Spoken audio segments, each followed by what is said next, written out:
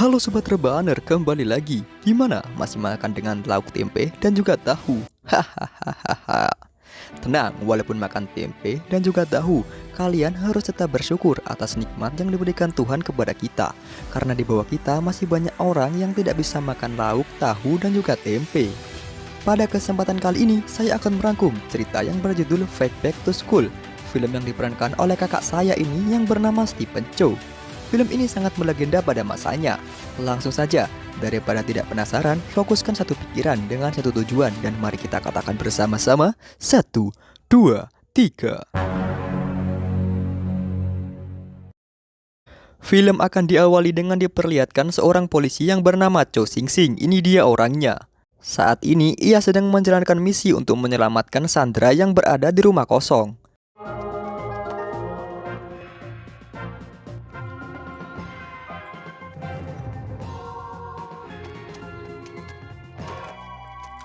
Namun ketika akan memberikan arahan kepada para pasukannya, di sini para pasukannya tidak mengerti bahasa apa yang dipakai oleh Chow.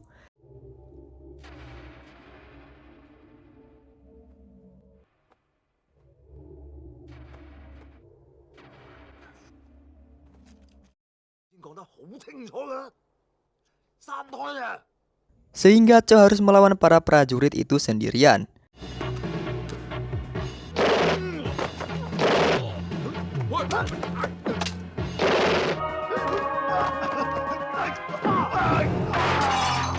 Ketika sudah mengalahkan semua penjahat itu, Chow langsung menyelamatkan Sandra.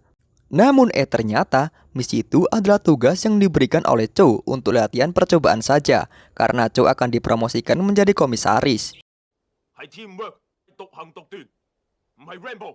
Ya, gua pikir ini misi beneran, nggak taunya bohongan. Karena Chow gagal dalam misi tersebut, ia pun dibatalkan untuk dinaikkan jabatannya.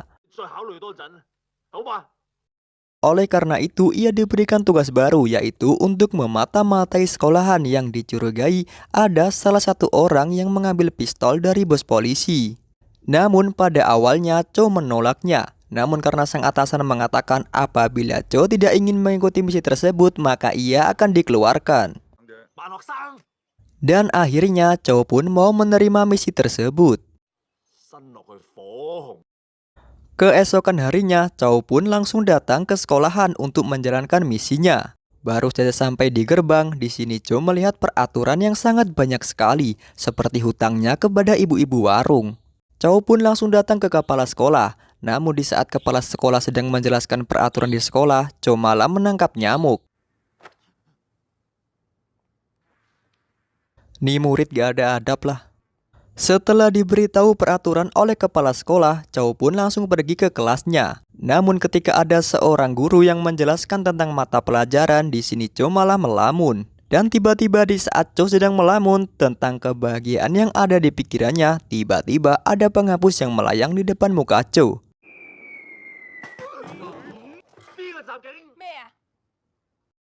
Bukan hanya sekali, namun sampai beberapa kali Chow yang terkena lemparan penghapus tersebut.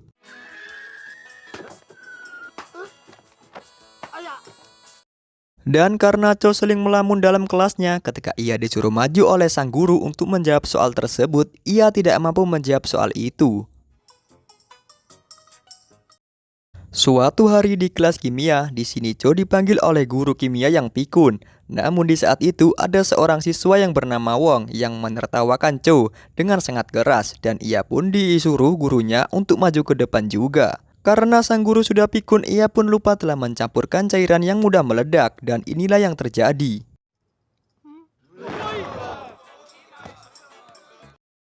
Karena Chow sudah merasa muak dengan semua ini, ia berniat untuk pergi dari sekolahan ini. Namun ketika akan pergi melewati pagar sekolahan, di sini ia pun disuruh turun oleh seorang pria yang bernama Paman Tat. Ini dia orangnya. Walaupun Chow telah dihadang oleh Paman Tat, di sini ia berniat untuk pergi. Namun ketika itu ia dihadang oleh para guru. Namun ketika Chow berhadapan dengan guru cantik yang bernama Guru Ho, ia pun akhirnya ikut bersamanya. Chow di sini berpura-pura sakit untuk bisa menarik perhatian dari Guru Ling. Maaf ya, tadi aslinya namanya itu Guru Ling, tapi saya salah nyebutnya jadi Guru Ho. Maaf. Namun di sini Guru Ling sudah menyadari bahwasannya Cho hanya berpura-pura sakit. Setelah itu Cho pun langsung pergi ke kelasnya. Di sini ia melihat Wang yang sedang dipalak oleh dua siswa yang bernama Eddie dan juga Johnny. Namun Cho tidak mau ikut campur dalam urusan mereka. Ketika pulang sekolah, Cho bertemu dengan Pak Mantat. Pak Mantat berbicara bahwa ia adalah polisi yang menyamar di sekolah ini untuk membantu Cho dalam misinya. Ia selalu berakting dengan selalu menggerakkan tangannya agar ia tidak dicurigai dan ia bekerja sebagai tukang bersih-bersih di sekolahan ini. Pak Mantat di sini mencurigai bahwa orang yang mencuri pistol milik bosnya adalah Eddie dan juga Johnny, dikarenakan Eddie dan Johnny adalah siswa yang termasuk dalam sebuah geng yang bernama geng Teddy Big. Setiap hari, Cho selalu dihukum oleh gurunya karena ia tidak mengerjakan PR yang diberikan gurunya, dan hal itu selalu dilihat oleh Guru Ling.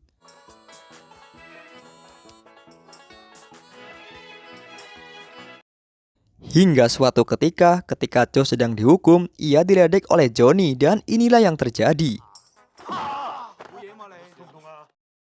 Atas perbuatan Cho tadi, ia pun harus dihukum di tengah lapangan. Karena ia sudah putus asa selalu dihukum setiap hari karena ia tidak mengerjakan PR, di sini ia pun membayar seseorang untuk mengerjakan PR-nya. Di pagi harinya ketika semua murid sedang mengerjakan PR, di sini Cho santai karena PR-nya sudah dikerjakan oleh murid lain. Namun ketika sang guru datang, tiba-tiba ada ujian dadakan yang akan dilangsungkan. Ketika ujian sedang berlangsung, di sini Cho menelepon Pak Mantat untuk bisa membantunya. Namun Pak Mantat tidak tahu tentang jawaban itu. Dan bodohnya, Pak Mantat pun menelepon bosnya. Waduh, ini gimana nih?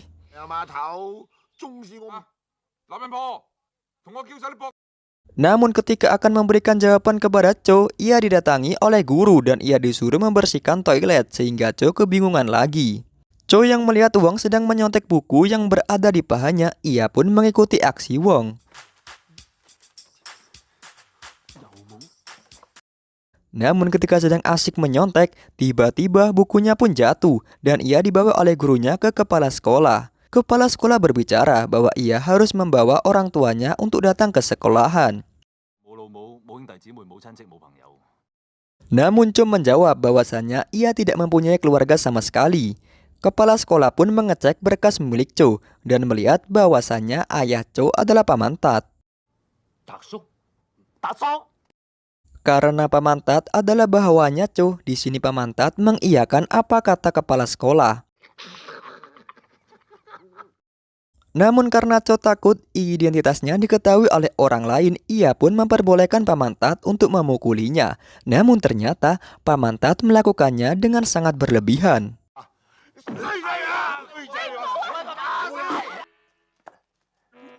Ketika Cho selesai menghadapi kepala sekolah, di sini ia disuruh Johnny untuk menghadap Eddie. Dan ternyata Eddie menantang Cho untuk berkelahi dengannya.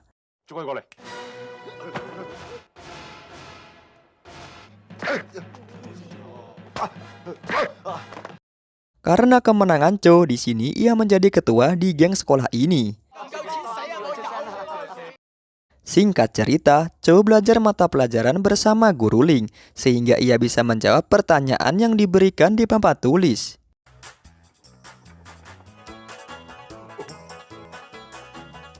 Bukan hanya bisa mengerjakan soal di papan tulis, di sini Cho juga bisa menangkap dan mengelak penghapus berkecepatan tinggi yang datang kepadanya.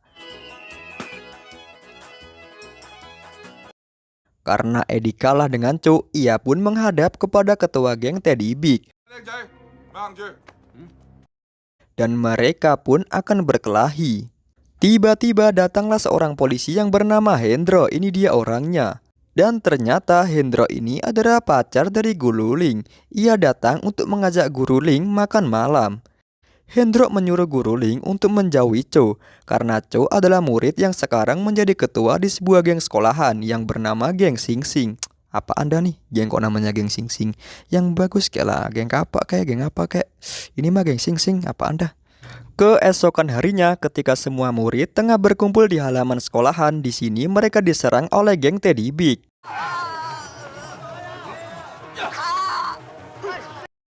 Namun ketika itu datanglah Hendro dan beberapa polisi untuk melerai perkelahian di antara mereka. Namun di sini Hendro malah menangkap Cho.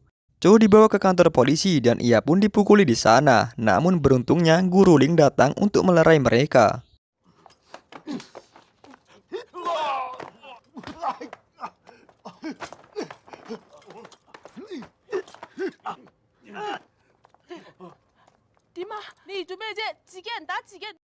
Di malam harinya, Cho dan Pamantat pun datang ke markas Teddy Big.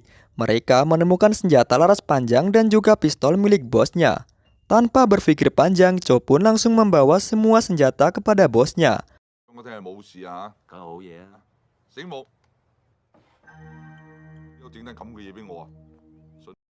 Ketika sudah sampai di kantor, Cho akan memberikan senjata kepada bosnya. Dan ternyata ia baru sadar bahwasanya Pamantat ketinggalan di sana. Cho di sini berniat untuk membakar semua senjata tersebut. Dan karena itu, ia pun dikejar oleh geng Teddy Big. Cho langsung pergi ke sekolahan dengan membawa uang milik Teddy Big. Karena Cho bersembunyi di sekolahan, di sini semua siswa pun disandra oleh anggota geng Teddy Big. Namun di sini Cho dapat mengalahkan semua penjahat tersebut. Dan tiba-tiba Teddy Big datang untuk menyandra Guru Ling. Dan di sini Cho pun melepaskan senjata tersebut dan Guru Ho diberikan kepada Cho.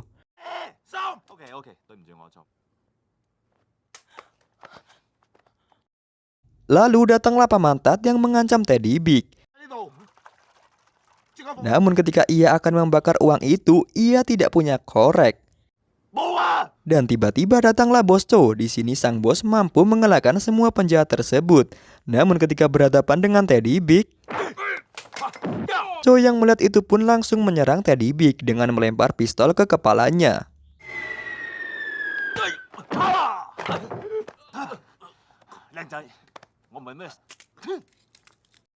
Di pagi harinya, Cho pun pergi dari sekolahan ini karena ia telah menyelesaikan misinya. Namun ketika akan pergi,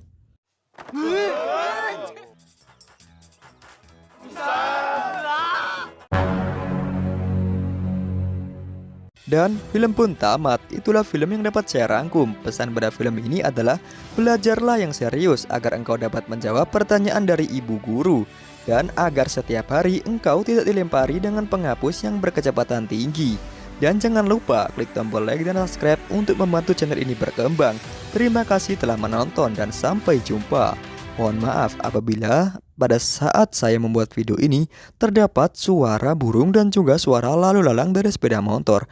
Kadang juga ada suara dari kereta api karena saya rekaman berada di rumah kosong. Di sampingnya ada jalan raya, di atasnya tidak ada penutup sehingga memungkinkan suara burung untuk masuk ke dalam rekaman saya.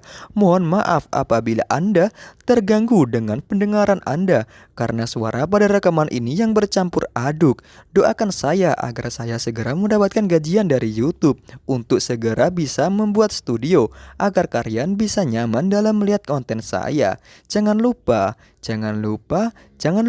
guys, jangan kalian skip iklan yang berada dalam konten ini karena itu adalah penghasilan untuk saya. Terima kasih dan sampai jumpa.